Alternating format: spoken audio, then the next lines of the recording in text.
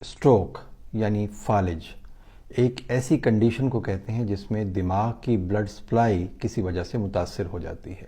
دماغ کو پورا خون نہیں پہنچتا، جس کی وجہ سے دماغ کے سیلز مردہ ہونا شروع ہو جاتے ہیں اور اس کی وجہ سے جسم کا کوئی حصہ جیسے دایاں بازو، دائیں ٹانگ یا بایاں بازو یا بائیں ٹانگ یا خدا نخواستہ پورا جسم فالج کا شکار ہو سکتا ہے. اور ایکسٹریم کیسز میں اگر فالج کو فوری طور پہ کنٹرول نہ کیا جائے اور پہلے چند گھنٹوں میں مریض کو فوری طور پہ ہاسپٹل نہ پہنچایا جائے تو بہت بڑے نقصان کا اندیشہ ہوتا ہے. آج کی ویڈیو میں آپ کو بتاؤں گا کہ بڑی عمر کے افراد یا ذیابیطس کے مریض یا ہائی بلڈ پریشر کے مریض وہ کون سی احتیاط کر سکتے ہیں باتھ روم جاتے وقت جس سے وہ فالج کے حملے سے بچ سکتے ہیں. پہلی بات تو یہ ہے کہ ڈائبٹیز کے یا دل کے مریض انہیں قبض سے بچنا چاہیے. عموماً شوگر کے مریضوں میں قبض زیادہ ہوتی ہے. اس کی وجہ یہ ہوتی ہے کہ ان کی آنتوں کے گرد جو اعصاب لپٹے ہوتے ہیں وہ ویک ہو جاتے ہیں شوگر کی زیادتی کی وجہ سے. اگر شوگر کنٹرول نہیں ہو رہی، جیسے جسم کے باقی حصے ہاتھ پاؤں جلتے ہیں اور ہاتھ پاؤں نمنس کا شکار ہوتے ہیں یا سن ہوتے ہیں، اسی طرح آنتوں کے گرد جو اعصاب لپٹے ہوتے ہیں وہ بھی پراپرلی کام نہیں کرتے، جس کی وجہ سے مریض کی آنتوں میں حرکت اس طرح پیدا نہیں ہوتی جس طرح عام لوگوں کی آنتوں میں حرکت پیدا ہوتی ہے باتھ روم جاتے وقت.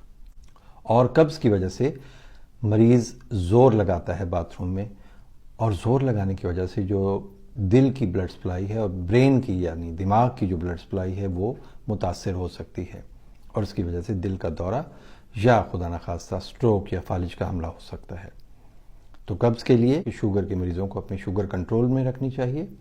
نمبر 2، فائبر کا استعمال کریں، پانی زیادہ پئیں اور ایکٹیو رہیں، اس سے قبض نہیں ہوگی. اگر زیادہ مسئلہ ہے تو قبض کے لیے دوائیں دستیاب ہیں جو کہ ڈاکٹر کے مشورے سے استعمال کی جا سکتی ہیں. تو پہلی بات تو یہ ہے کہ باتھ روم میں بیٹھ کر زور نہیں لگانا ایسے مریضوں کو تاکہ فالج کے حملے سے بچ سکیں.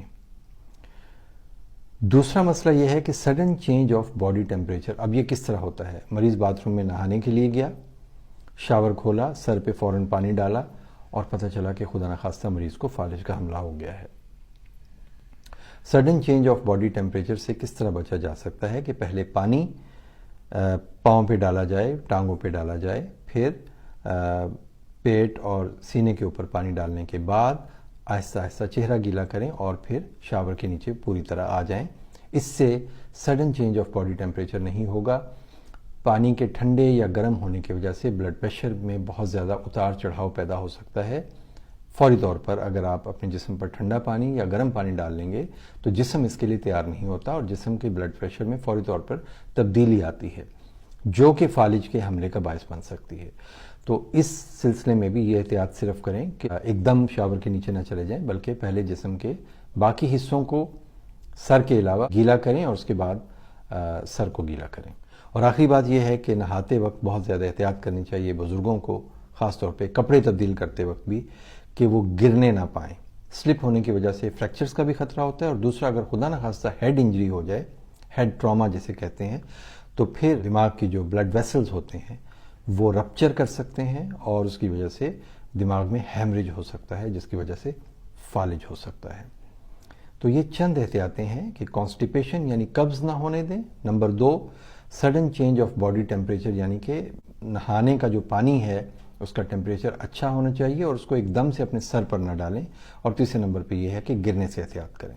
اگر آپ کے گھر میں بزرگ ہیں، اگر آپ کے گھر میں شوگر کے، ہائی بلڈ پریشر کے اور دل کے امراض میں مبتلا کچھ مریض ہیں تو آپ ان تک یہ ویڈیو شیئر کر سکتے ہیں اور آپ انہیں بتا سکتے ہیں کہ وہ کس طرح فالج کے حملے سے بچ سکتے ہیں. اپنا بہت بہت خیال رکھیے گا اور مجھے اپنی دعاؤں میں یاد رکھیے گا.